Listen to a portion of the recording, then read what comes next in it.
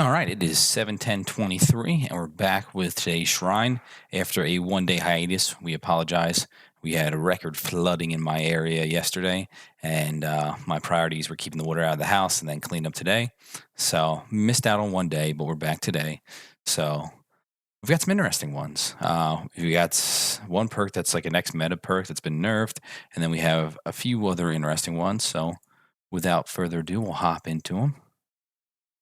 So for killer perks, we have Blood Echo, which is an Oni perk. And basically what this one does is when hooking a survivor, all other injured survivors suffer from the hemorrhage and exhaustion status effects. All right. So it basically when you hook them for 45 seconds. So when you hook a survivor, other injured survivors basically get sloppy butcher and I guess fearmonger on them for 45 seconds, cool down to 60 seconds. This is an interesting one, right? Especially with always having a lot of sprint bursts, some dead hards, lithe, maybe some smash hits, some head ons, as well as a new mate for this perk, and even like Iron Will that are affected by exhaustion. This can be very strong. They can really take those perks away, limit what the survivors can do, and lead to easy or easier down. So it's an interesting one. We've been experimenting with this ourselves on Plague. We'll show a build that we're trying out, but definitely an interesting perk. It's one of those ones where I don't think it's really meme or trash. It's definitely not meta though. So I think it's one of those ones where if we kind of have to assign it a tier, this is more of a kind of off meta perk, but it's definitely interesting. So that's one that we definitely consider. But your mileage may vary on that. Then the next perk we have is an Unreal perk. So we've got one behavior IP and we've got one licensed IP here, and that's Call of Brine. You kick a generator, and this becomes active for 60 seconds. It regresses at 125% normal speed. And then when a survivor completes a good skill check, you get a loud noise notification. So it's a little bit of info, a little bit of regression. It used to be, what, 200%? So it's significantly nerfed on the speed. But if you're running gen kicking builds, it still can be useful. You kind of have this, you have pop, you have overcharge, oppression, a couple different variations of gen kicking perks. This one can still be useful. It's just not the powerhouse it used to be. It used to be just an absolute 3 gen powerhouse, and it's just not anymore. Still see some of it, but you've really got to be able to pressure them off gens for a while for it to really get the full effect. Um, because of that, we're really going to assign this as kind of a second choice. If you don't have anything else regression wise, then I'd probably run this. But otherwise, I might avoid it. And we'll say like gen kick builds. Sometimes you just need regression that goes along with your gen kick perks. So you're limited there. Right? Because pop only works after you hook someone.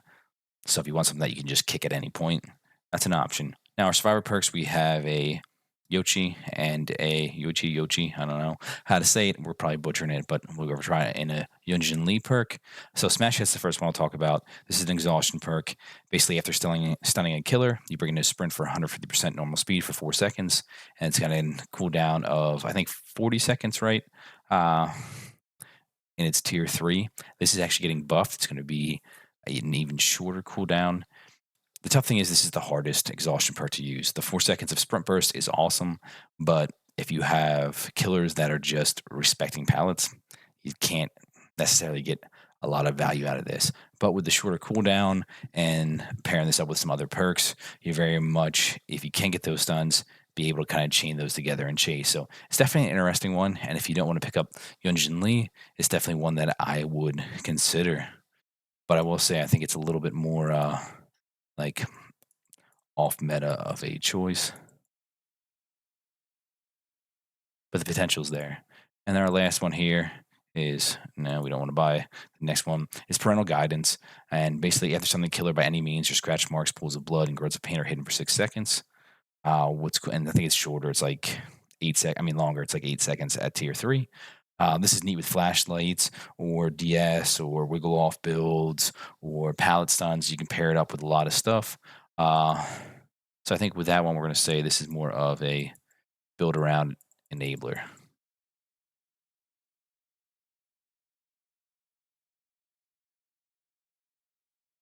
So, kind of our final thoughts here is uh, this one here.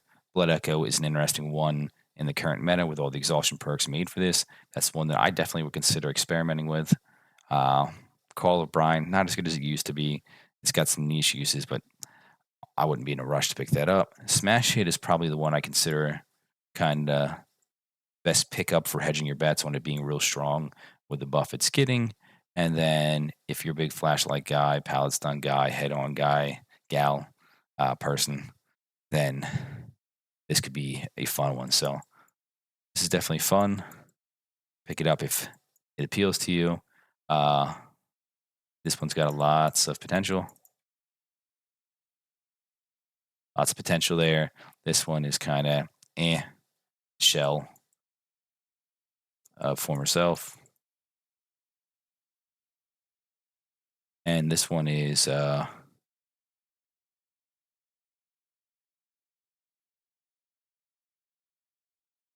maybe a lot better next patch. So I think we're about 6 minutes in there. This is going to be a short one. These are pretty straightforward.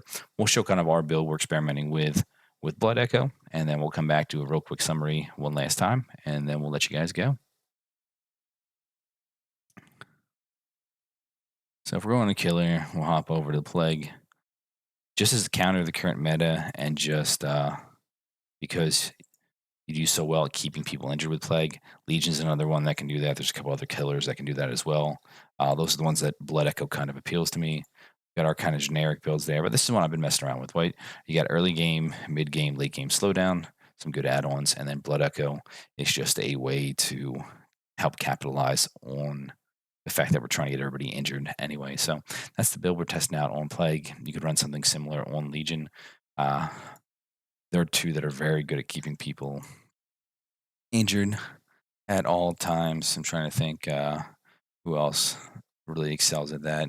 Those are two easiest ones to keep people injured. You can obviously do it with a lot of other killers, but those are the ones that stand out. So definitely a perk to experiment with, and the other ones are more so perks that fit into a niche. But if that niche is something that you like to play or something that you need, definitely can pick those up. So again, we'll show our final thoughts here.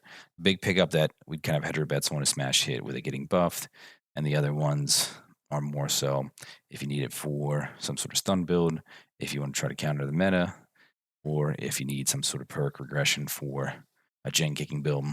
These have their uses, but not as good as it used to be. And these ones are still to be seen, to be determined whether they're real good. And this one's not the greatest right now. It's hard to use, but it's definitely one that could be very strong in the right hands, and especially with its shorter cooldown coming up. So again, I'm Smig. I appreciate you guys stopping in. Hopefully you found this informational. If you like the content, please hit that subscribe button. It helps us out. We always appreciate any sort of suggestions in the comments, and hopefully we catch you guys again in those comments on stream or sometime in the fog. Take care.